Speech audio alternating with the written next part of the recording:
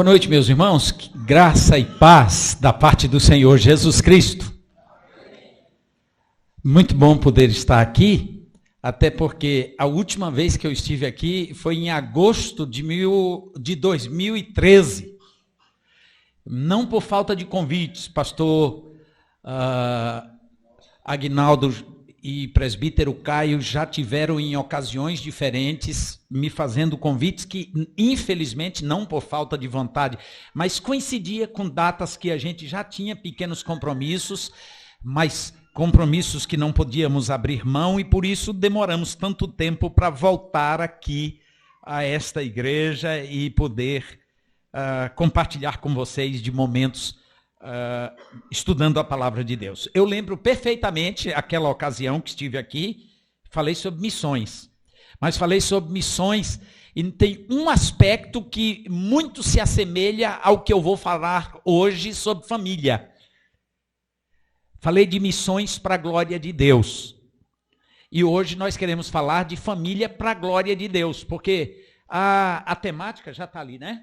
A família e o propósito de Deus é um estudo que eu tenho há bastante tempo e que relaciona muito a causa de existência de alguma coisa com Deus. Naquele caso, me permitam fazer o paralelo, eu meditei em Romanos no capítulo 15, onde o apóstolo Paulo deixa bem claro que a obra missionária ou a obra de propagação do evangelho de Cristo não é meramente para salvar o pecador, não é estas coisas também, mas não é meramente por amor às almas perdidas, mas é prioritariamente, é essencialmente porque Deus é glorificado na salvação do homem. E hoje eu quero ir com o mesmo raciocínio assim. Vocês estão numa programação já o mês inteiro, não é? A cada quinta-feira um preletor falando sobre algum tema relacionado à família. E quando o pastor Eudes falou comigo e disse assim,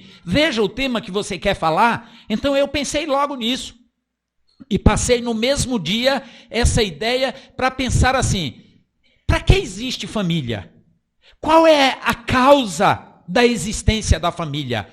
Para que serve família? Nós poderíamos, se fizéssemos uma enquete, ouvir muitas respostas.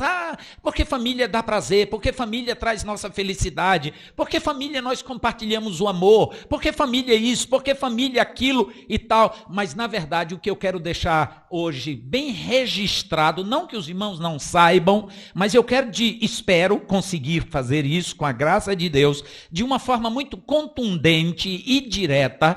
Eu quero dizer que o motivo da existência da família é a glória de Deus.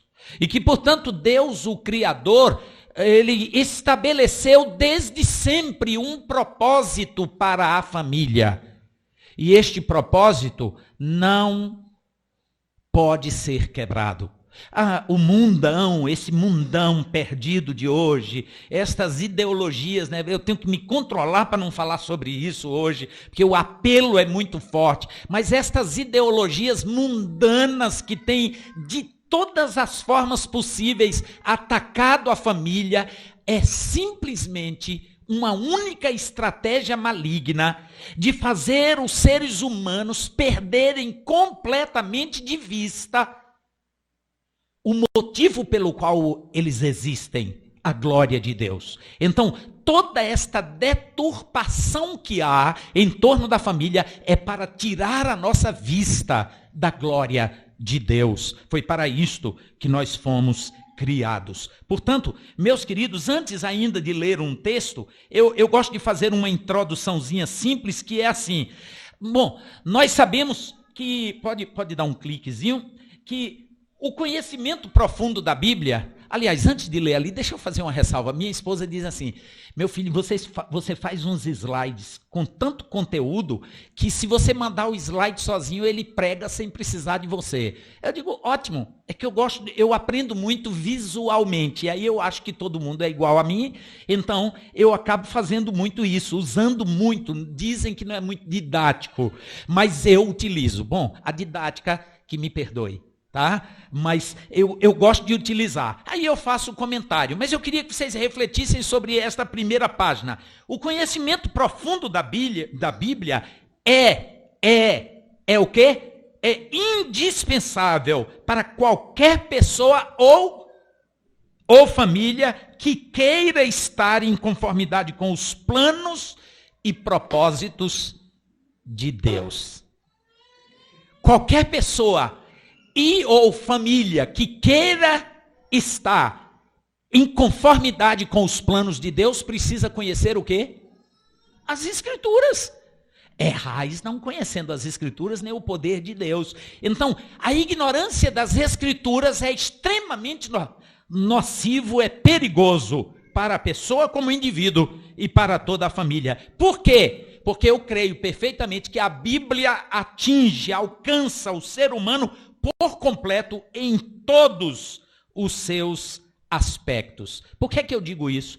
Porque, infelizmente, até mesmo entre nós, cristãos evangélicos e até reformados, há um pensamento que eu creio equivocado, que é pensar que a Bíblia é um livro de religião. A Bíblia é um livro religioso. Só me permitam, quando eu fiz um curso de letras numa universidade no estado da Bahia, eu fiz um trabalho de literatura e eu quis fazê-lo com uma certa base nas Escrituras. A professora, uma doutora muito sabidona e cheia de conhecimento, ela disse assim, quando eu apresentei o anteprojeto para ela, ela disse, não aceito. Eu disse, por quê, professora? Porque Bíblia não é literatura, Bíblia é um livro religioso. Eu disse, a senhora me permita, eu sou um reles graduando, mas eu discordo da senhora. A Bíblia não é um livro de religião, irmãos. Não, pastor, não. A Bíblia é um livro de vida. A Bíblia não foi dada meramente para nortear a religião cristã, mas a Bíblia foi dada como manual do fabricante. Você já parou para pensar nisso? Quando você compra um aparelho eletrônico hoje, na verdade nem só eletrônico, qualquer coisa manufaturada, fabricado numa indústria, normalmente vem um manual de instrução. Pode ser um simples folhetozinho, mas pode ser um livreto. Você compra um carro, vem um livreto com não sei quantas páginas que fala sobre tudo como deve usar aquele manual. Quando você usa o manual, ou quando você usa o produto de forma equivocada, você sofre as consequências porque ele estraga mais cedo e ele tem a vida útil. Então Deus criou o ser humano muito mais complexo do que qualquer aparelho ou qualquer máquina, e Deus nos deu o manual do fabricante, que é a Bíblia. E se nós vivermos de acordo com o manual, que é a Bíblia, nós teremos vida longa e abençoada. Mas se nós contrariamos o manual, vai quebrar rápido, vai dar defeito, vai dar problema e pode ser totalmente destruído no fogo do inferno se menosprezar o manual do fabricante. Então, por isso eu penso que é muito importante pensar na Bíblia como este manual. Só para introduzir o nosso estudo, abra a Bíblia no Salmo 128, que em ocasiões como esta, em que nós meditamos sobre família, é um dos textos bastante lidos, não é? Eu optei esta semana, no programa de rádio diário que temos lá em Garanhuns, em fazer estudos no Salmo 127. Terça, quarta e hoje eu estudei o 127, falando sobre pelo menos 3 aspectos da família dentro do plano de Deus. Mas o Salmo 128 diz assim, bem-aventurado aquele que teme ao Senhor e anda nos seus caminhos. Portanto, este salmo aqui fecha os comentários preliminares que eu acabei de fazer.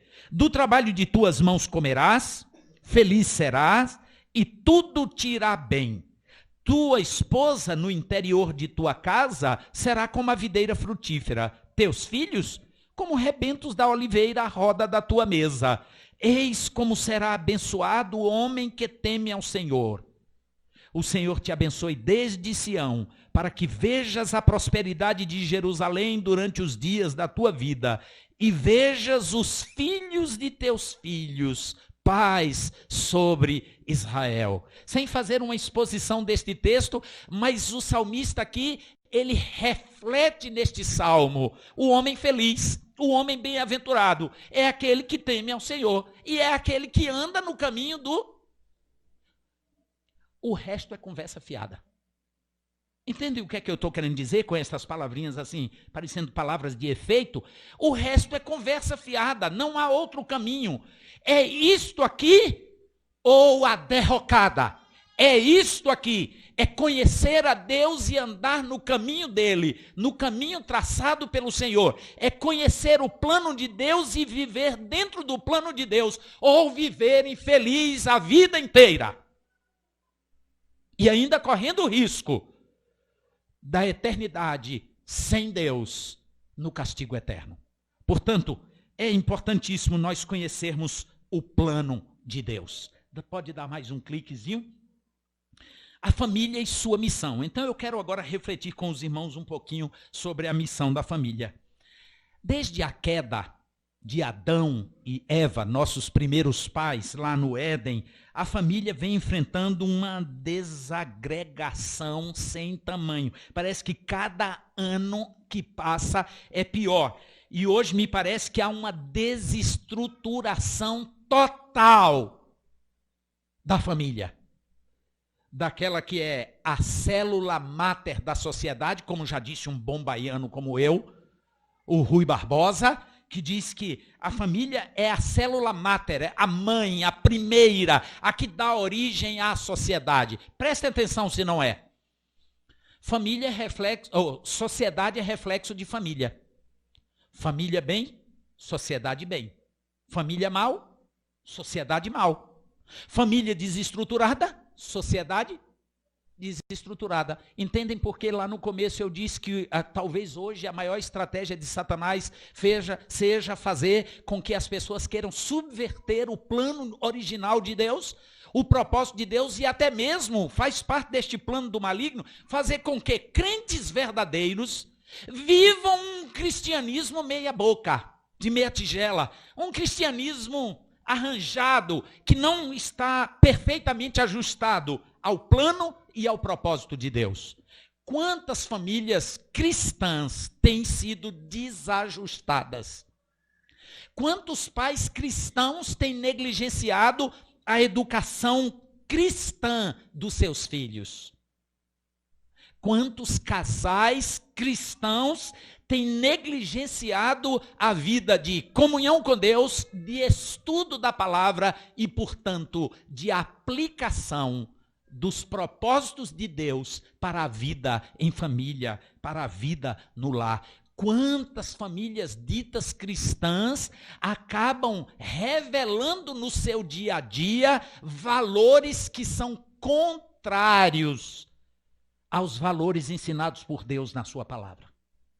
Quantas famílias? São sinais claros e evidentes de que há toda uma desestruturação da família. Pode ir passando, Islane? A desintegração da sociedade, portanto, começa onde? Onde começa a corrupção dos bons costumes cultivados na família. Se a gente fosse exemplificar aqui, misericórdia, teríamos, por exemplo, o pastor Eudes, que trabalha com a educação, com o colégio, poderia citar inúmeros exemplos com relação a isso. Assistindo um jornal na sua casa, pelo rádio, pela televisão, ou vendo uma manchete de notícias, você pode encontrar exemplos claros que constatam isso aqui. Aluno que agrediu o professor no colégio. É reflexo de quê mesmo? É reflexo que ele não tem a menor ideia que nós, de uma outra geração, até tivemos dos nossos pais, de que é assim, menino, respeite os mais velhos. Bom, esse é um princípio geral. Basta ser mais velho para que se respeite. Menino, respeite seu professor. Olha, se eu ouvir de seu professor que você estava fazendo alguma coisa errada na escola, ai de você. Bom, eu não estou defendendo simplesmente o método de educação antigo, simplesmente por ser antigo, ou de repressão, ou coisa desse tipo. Mas eu quero dizer que hoje nós não estamos tendo mais isso na família e, consequentemente, isso afeta a sociedade. instaura-se um clima de insegurança. Vamos sair do âmbito da escola. Os pais sempre impuseram limites aos seus filhos, em outras épocas. Hoje os filhos estão impondo limites aos pais, não é? Eles é que dizem, eles é que exigem. E desde pequenos, inúmeras vezes, os filhos querem e mamãe faz, porque mamãe não sabe como fazer diferente, como reagir. Ou seja, então, se dentro de casa ele diz, o limite é o mundo, eu faço o que eu quiser, lá na sociedade como é que ele vai reagir mesmo? Do jeito que ele quiser. E nós todos sofremos, portanto, as consequências, e eu vou parar, porque se eu for continuar dando os exemplos, nós demoraríamos muito tempo. Então, observem, meus irmãos, que Deus tem um propósito para a família, e nós precisamos conhecê-lo. E, obviamente, nós temos que começar pela criação. Abra sua Bíblia em Gênesis, no capítulo 1, e você vai conhecer qual é o propósito de Deus para a família. Porque lá na criação, nós vemos Deus criando o homem. Não é verdade? Capítulo 1, versículo 26 de Gênesis, bem conhecido de todos nós, o texto diz, também disse Deus, façamos o homem como? A nossa imagem e conforme a nossa semelhança. Tenha ele domínio sobre os peixes do mar, sobre as aves dos céus, sobre os animais domésticos e sobre toda a terra e todos os répteis que rastejam pela terra. Então é Deus planejando fazer o homem. Façamos o homem desta forma aí. Mas agora no versículo 27, ele de fato cria o homem, mas também cria a mulher, e dá para a gente perceber que aqui os versículos 26, 27 e 28 é uma narrativa geral sobre a criação do homem e da mulher, mas no capítulo 2, Moisés faz questão de voltar e dar maiores detalhes sobre a criação da família. Capítulo 2, pode dar uma olhadazinha a partir do versículo 18. Disse mais o Senhor Deus, não é bom que o homem esteja só. Far-lhe-ei uma auxiliadora que lhe seja idônea. Havendo, pois, o Senhor Deus tomado da terra todos os animais do campo, todas as aves dos céus, trouxe-o ao homem para ver como lhe chamaria. E o nome que o homem desse a todos os seres viventes, esse seria o nome deles. Deu nome o homem a todos os animais domésticos, às aves dos céus e a todos os animais selváticos. Para o homem, todavia, não se achava uma auxiliadora que lhe fosse idônea. Então, o próprio Criador diz, não é bom que o homem esteja só. E dentre todo o restante da criação, não havia uma auxiliadora igualitária, idônea para o homem. Aí o 21 diz, então o Senhor Deus fez cair pesado sono sobre o homem, e este adormeceu, e tomou uma de suas costelas e fechou o lugar com carne. E a costela que o Senhor Deus tomara ao homem, transformou-a numa mulher e lhe a trouxe. E disse o homem, essa afinal é osso dos meus ossos e carne da minha carne. Chamar-se-á varoa, porque do varão foi tomado. Assim Deus constitui a primeira família. Cria a mulher, da costela do homem, traz a mulher, e este constata e diz, é osso dos meus ossos, é carne da minha carne. E ali está constituída a primeira família. Agora você volta para o versículo 28 do capítulo 1. E aí o versículo 28, o Senhor diz, e Deus os abençoou, ou o texto diz, e Deus os abençoou e lhes disse, sede fecundos, multiplicai-vos e enchei a terra, sujeitai-a, dominai sobre os peixes do mar, sobre as aves dos céus, sobre todo animal que rasteja pela terra. Deus cria o homem, cria a mulher e ordena agora que os dois convivam maritalmente e que deem à luz filhos. É uma família completa. Joga por terra toda esta balela que na estratégia satânica, travestida de ideologias com diversos nomes, tenha tentado emplacar nas mentes dos jovens incautos nas universidades deste país a ideia de que família é onde houver amor. Não importa a cor, não importa o sexo. Podem ser 2 homens, podem ser 2 mulheres, podem ser 3. Pode ser um homem e um animal. Já tem gente defendendo isso aí. Família é onde houver amor. É muito bonito, né? Me lembra o reverendo Francisco Leonardo. Para quem não conheceu, o reverendo Francisco Leonardo, ex-diretor do Seminário Presbiteriano do Norte, era um holandês radicado aqui no Brasil, então falava com um sotaquezinho, e o reverendo Francisco, quando falava essas coisas para nós, alunos da época dele, lá na década de 80, ele, quando falava de algo como isso, é muito bonito, não é, irmãos? Alguém dizer assim, família é onde houver amor. Não é bonito, irmãos? Ele perguntava. E aluno entrava na onda, a gente já sabia onde isso ia dar, dizia assim, sim, mestre. E ele respondia, mas é herético. Pode ser bonito, mas é herético. Se com este é onde houver amor, estiver se dizendo que pode ser qualquer coisa que contrarie o que o Criador estabeleceu. E o Criador estabeleceu que um homem e uma mulher se unirão e se tornarão uma só carne. Está no final do capítulo 2. Ele diz no versículo 24, por isso deixa o homem, pai e mãe, e se une à sua mulher, tornando-se os 2 uma só carne, homem e mulher. O que passa disso é gambiarra. É gambiarra. Se tornarão uma só carne.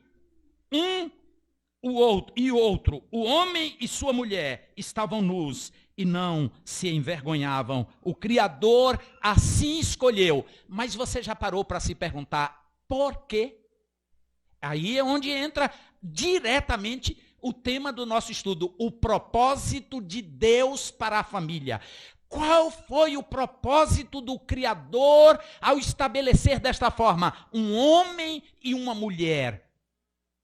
Para que deles viesse uma semente santa.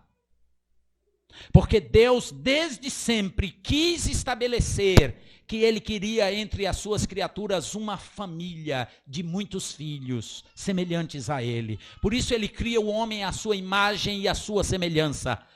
Ele cria a mulher da mesma forma.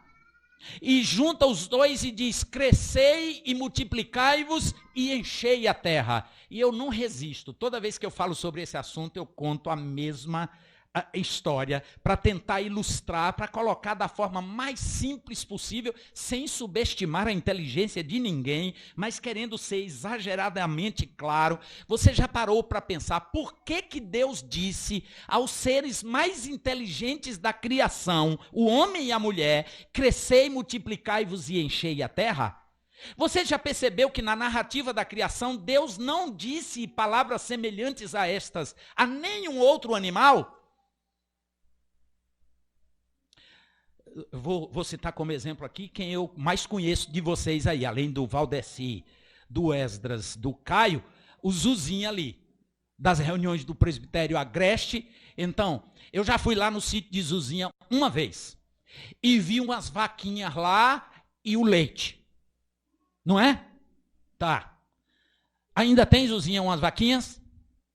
Pouquinha, mas tem, não tem? Umas 250 vacas. E tem o quê? Pronto, ele se antecipou e disse o que eu precisava. Tem o quê? Um garrotinho. Para que esse garrote? Certo, ele é para crescer, mas você deve ter lá um touro. Tem que ter um reprodutor, não é verdade? Vaca sozinha não fica mojada, não pare. Né, doutor Caio? Não. A não ser com os métodos modernos aí da inseminação artificial. É outra coisa. São outros 500, tá? Então, tem que ter vacas e tem que ter um touro.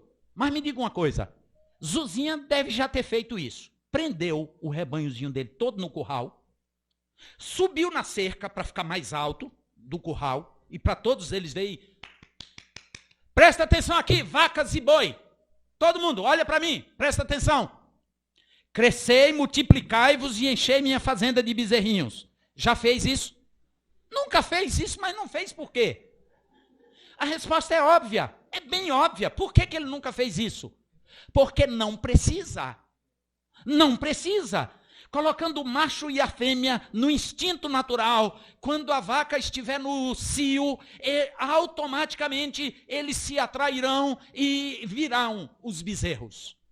Agora me diz uma coisa, cá entre nós, o Senhor cria homem, cria mulher, pelados no jardim do Éden, e não se envergonhavam. Coloca os dois juntos. Na hora que o homem dava uma olhada para a mulher, ou na hora que a mulher dava uma olhada para o homem, as faísquinhas da energia faziam... Dava uns curtozinhos circuito. Um olhando para o outro. Você já assistiu Lagoa Azul, né? 2 meninos perdidos numa ilha, mas começam a crescer. Daí a pouco deu no que deu. Então, olha o que é que eu estou querendo dizer. Que automaticamente, sem dúvida, homem e mulher juntos no Éden, ia chegar menino. Em algum momento ia chegar menino. Mas então, pastor, por que Deus diz isso? O senhor está dizendo que Deus falou algo que não era necessário? Não. Longe de mim. Quem sou eu para sequer pensar tamanha bobagem? O senhor nunca falou nada que não fosse necessário. O que eu estou querendo dizer, irmãos, é que nós não compreendemos o que Deus estava querendo dizer com aquela ordem, crescer e multiplicai-vos e enchei a terra. Ele não estava simplesmente dizendo, encha a terra de menino, mas ele estava querendo dizer, eu fiz vocês a minha imagem e semelhança, crescei, multiplicai-vos e enchei a terra daquilo que eu fiz em vocês, da minha semelhança, na verdade da minha glória. Deus colocou no homem, Deus compartilhou com o homem a sua glória. Pode dar mais uma passadinha, por favor? Mais uma, que eu já passei isso aí. Abram a Bíblia aí nesses 2 textos que estão na última linha.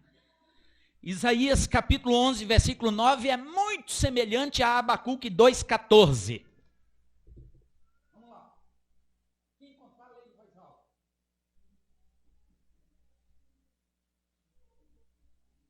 Isaías 11, 9.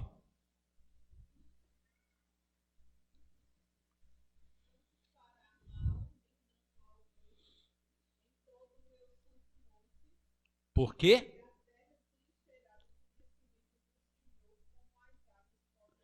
Porque a terra se encherá do conhecimento do Senhor, como as águas cobrem o mar. Abacuque 2,14 diz parecido, porque toda a terra há de se encher do conhecimento da glória do Senhor, como as águas cobrem o mar.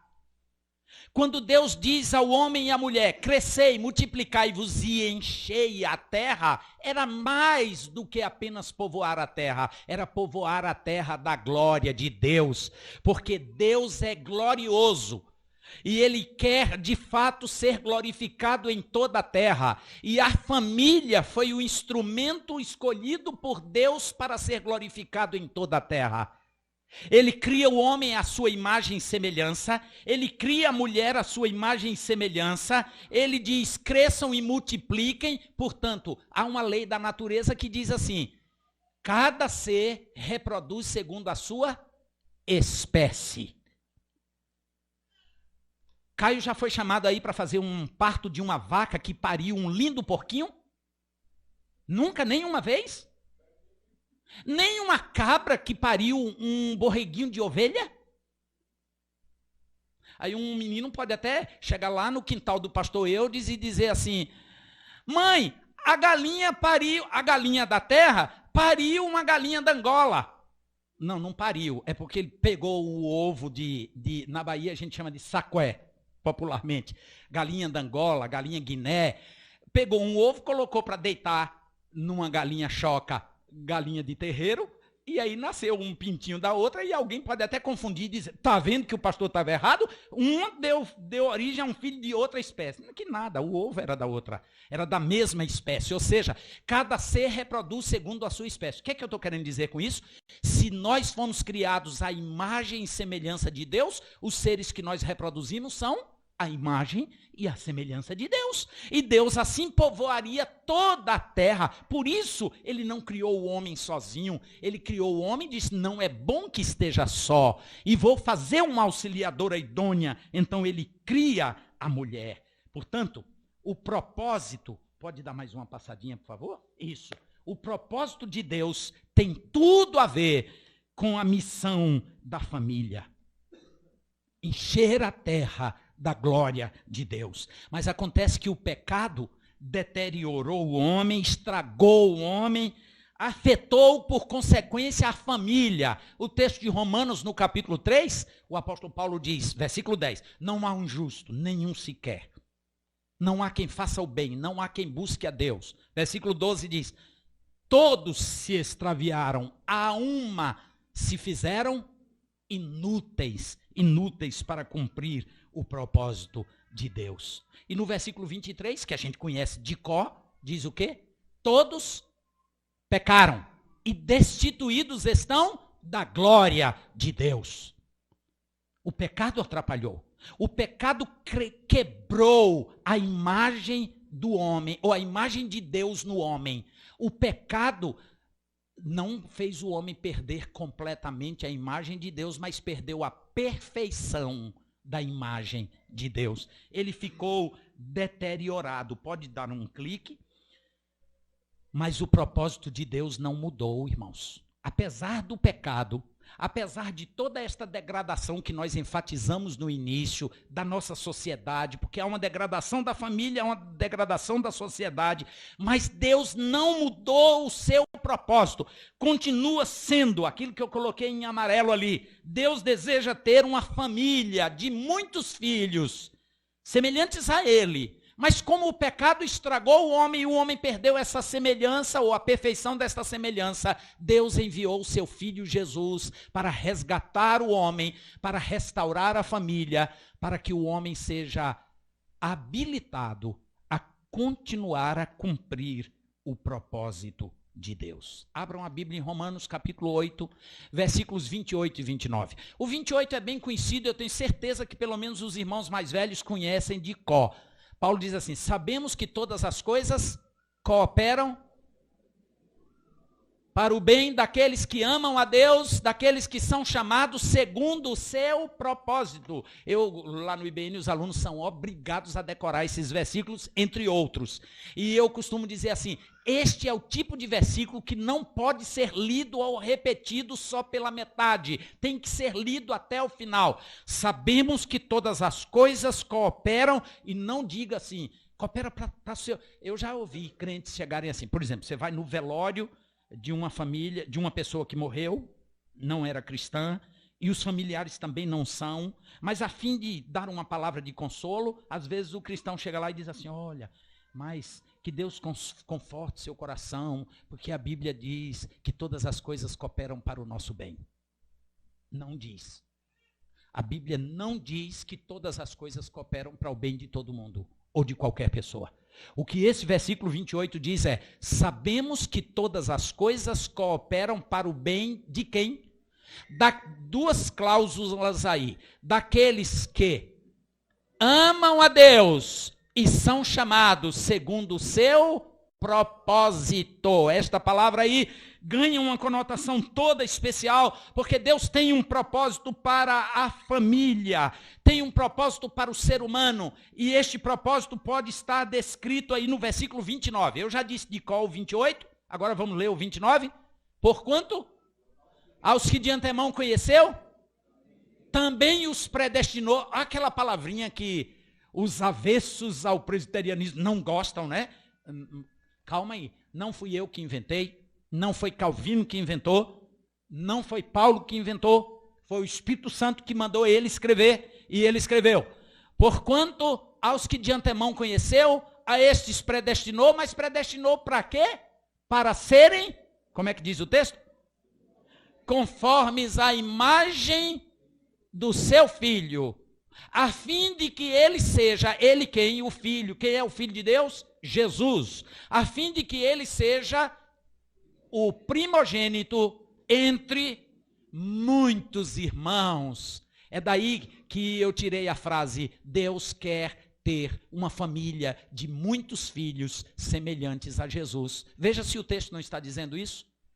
Que ele nos predestinou para sermos semelhantes a Jesus. Como assim? Nós não fomos criados à imagem e semelhança de Deus? Fomos, lá no início.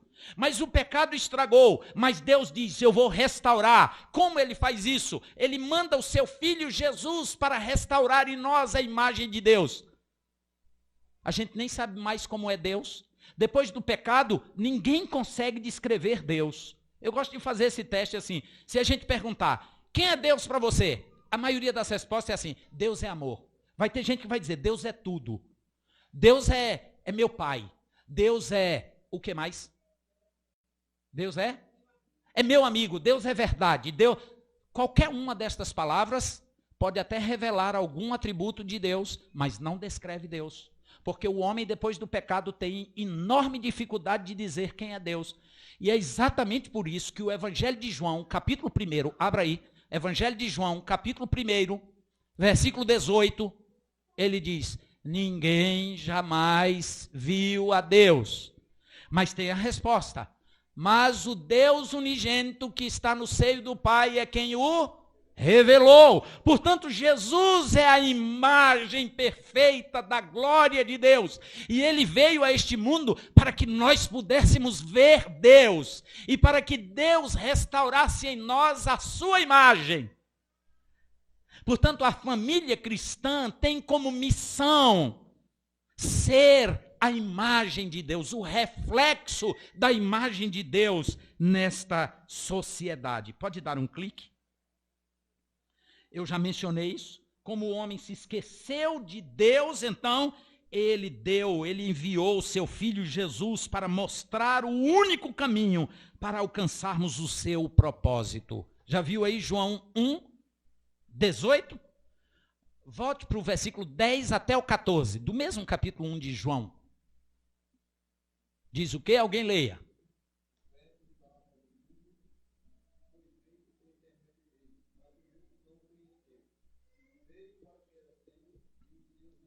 Ele veio para o que era seu, os seus não o receberam, mas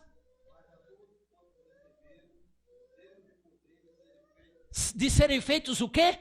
Filhos de Deus. Filho é o quê? É da família de Deus. Filhos de Deus. E falando sobre família, lá na carta aos Efésios, no capítulo 2, o apóstolo Paulo vai dizer, versículos 17, 18, 19, falando aos Efésios, ele falando sobre aquele conflito entre judeus e gentios, ele diz assim, que Jesus rompeu a parede da separação, e ele diz assim: e já não sois mais peregrinos e estrangeiros, mas sois concidadãos dos santos e da família de Deus. Continue, por favor, do versículo 13.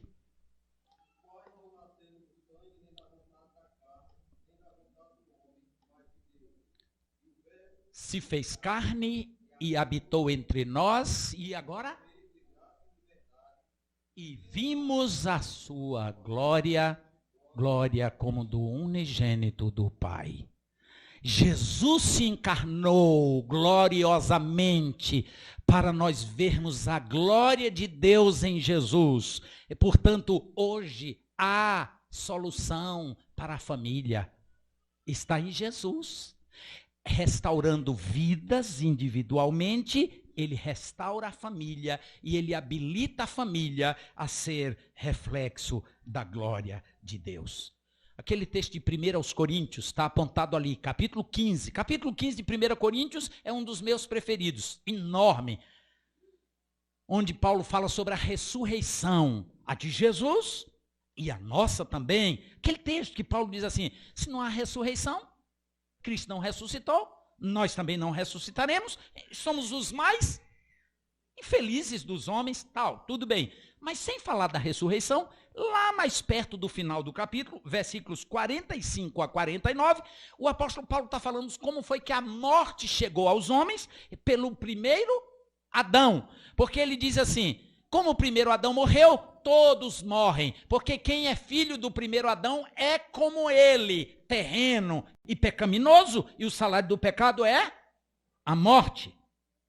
Mas o segundo Adão é dos céus. Vamos ler o texto. 1 aos Coríntios 15, 45 a 49. Alguém leia, por favor, em voz alta.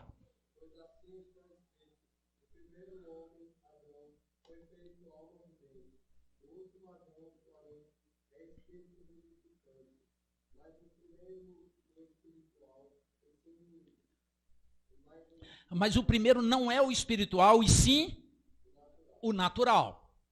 Continue. Depois o espiritual. Está falando daquele primeiro Adão lá do Éden e de Jesus, que é o segundo, que agora é espiritual e veio trazer vida. Continue, até o 49.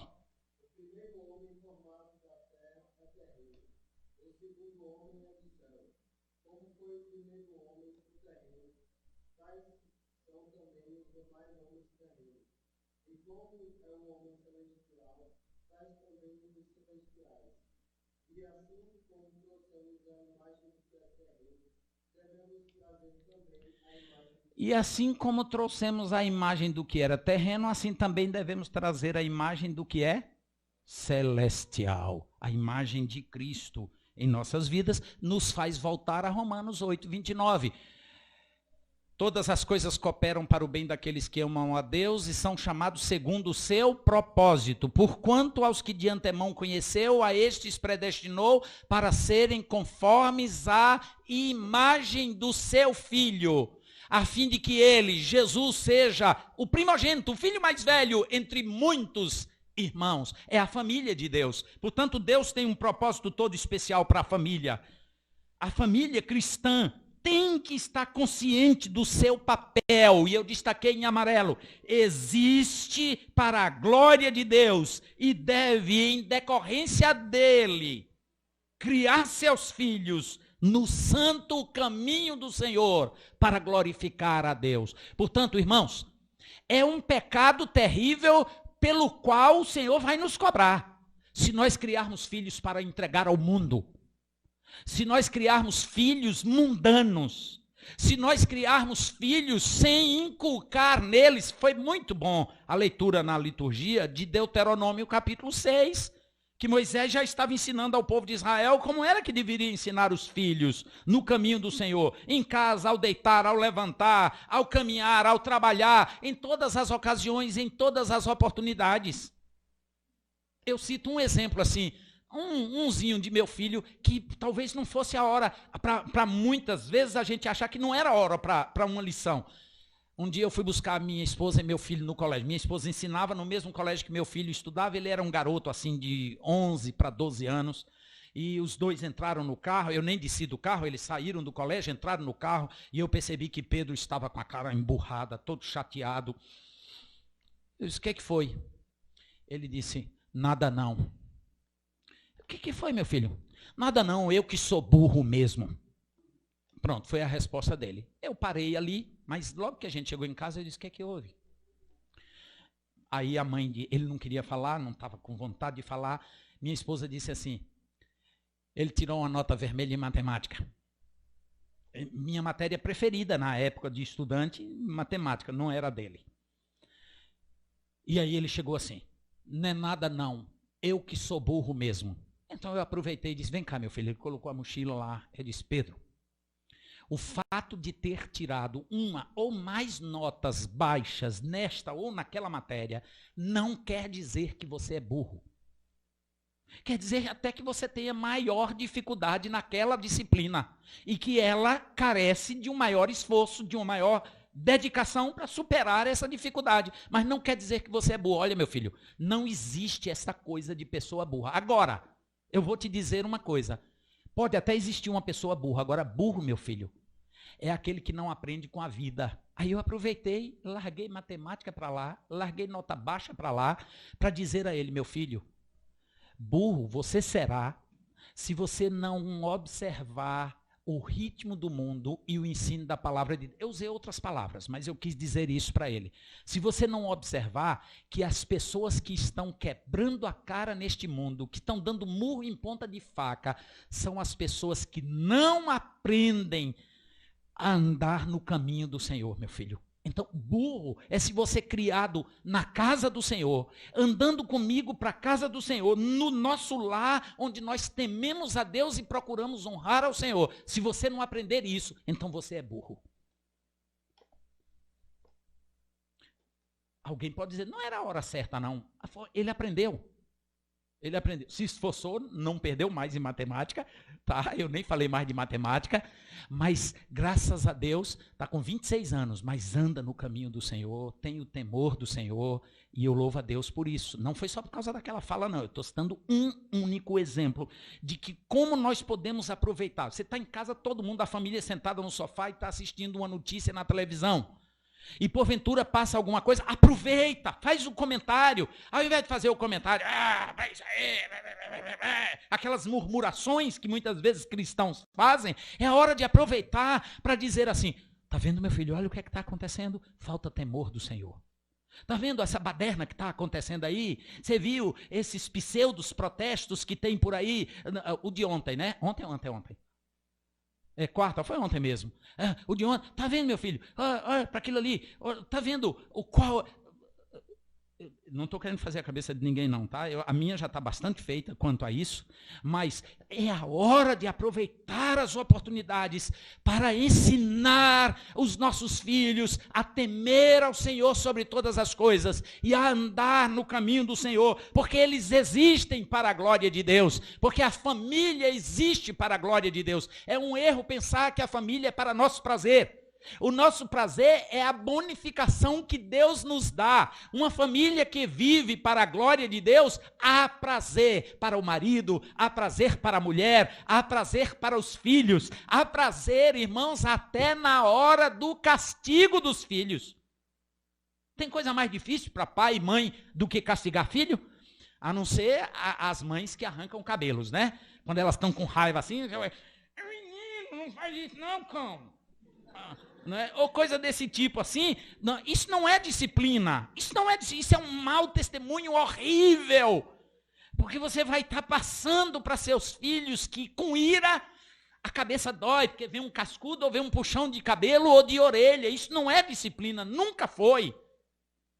Deve ser, se essa é uma prática sua, combata. Peça misericórdia a Deus, diz Senhor, me dê sabedoria. Porque disciplina é aquele momento assim, que você dá aquela baixadinha, olho no olho, no nível do seu filho e diz assim, papai já disse para não fazer mais isso.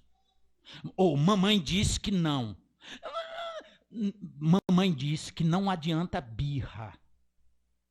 E se aumentar a birra, vai para o castigo. E eu sou da pedagogia que defende 4 dedos. Palmadinha na coxa nunca matou criança alguma. Não confunda com espancamento. Espancamento merece cadeia. Disciplina é prova de amor. Ensinará aos nossos filhos que tudo na vida tem limites. Se papai e mamãe não os der agora enquanto são pequenos, o mundo dará, nem que seja da pior forma possível, quando eles quebrarem a cara. Então não é melhor que nós evitemos agora? Não é muito melhor que nós apliquemos os conselhos da palavra do Senhor em todos os aspectos da nossa vida? Não só criação de filhos, não. Convivência marido e mulher. Sai da carne, irmãos. A maioria, eu sou conselheiro, talvez a área mais requisitada do meu ministério, além do púlpito, é gabinete pastoral. Eu sou procurado constantemente pelos irmãos das igrejas que eu já pastoreei e até por pessoas que não são minhas ovelhas. Em Garanhuns é muito frequente pessoas me procurarem. E eu sei, não tenho a estatística na ponta do lápis, mas eu sei que a maioria das dificuldades de convivência tem a ver com egoísmo e com carnalidade. A aplicação dos princípios bíblicos resolveria 100% dos casos. Se não de imediato, porque muitas vezes o problema já vem agravado, mas a aplicação persistente, constante dos princípios bíblicos resolverão todas as dificuldades de convivência. Se fizermos com submissão aos princípios da palavra. Porque tem gente que usa a Bíblia, mas que usa a Bíblia em seu favor contra o outro, né? Usa como uma arma, é quase como se fosse de fato uma espingarda. Mas você não viu o que a Bíblia diz, não? Tome, bufetada. E a plateia diz assim, 1-0, vamos lá para a disputa. Isso não é usar a palavra de Deus. Uma má comparação, quando eu estava no seminário, trabalhava com um ponto de pregação lá no bairro da Bomba do Emetério, lá no Recife. Para vocês terem uma ideia, no córrego do Tiro, o negócio lá era brabo. Um dia me chamaram correndo e eu fui na casa de uma senhora e a filha de 16 anos estava possessa de um espírito maligno. Nós oramos, repreendemos, a menina se acalmou e a mãe foi conversar comigo. A mãe era de uma igreja renovada e ela me disse assim: olhe, pastor, isso vem acontecendo. Pastorzinho, o pessoal chama seminarista assim. Isso vem acontecendo há um bocado de tempo, mas meu irmão, eu não dou moleza não. Eu dou com a Bíblia na cara dela. Eu dou com a Bíblia na cara dela. Tome cuidado, marido e mulher, para de usar a Bíblia para brigar. A Bíblia não é para dar na cara de ninguém. A Bíblia é para dar na nossa própria cara. A Bíblia é para ser aplicada, para ser vivida. Concluindo, meus irmãos, a missão da família é a mesma da igreja. Por quê? Porque a igreja é uma família de famílias. É ou não é? É ou não é? Se nós formos aqui, eu nem conheço todo mundo na igreja de São Bento, mas se nós formos perguntar aqui, quem é da família tal, Andrade? Ixi, metade, né? Pá, levanta a mão. Quem é da família, tem outra família? Outro sobrenome, tal, aí vários. Ou seja, a família, a igreja é uma família de famílias. Então, concluindo, último, por favor. Como salvar a família hoje? Formando famílias conscientes e dedicadas à sua missão. Teremos igrejas conscientes e dedicadas à sua missão. Qual é esta missão? Encher a terra da glória do Senhor. Você vive para a glória de Deus? Você trabalha para a glória de Deus? Você estuda para a glória de Deus? Você casou ou quer casar para a glória de Deus? Este é o propósito da família, para glorificar a Deus. Que Deus nos abençoe, nos dê consciência disso em todos os momentos do nosso viver. Que Deus abençoe, meus irmãos.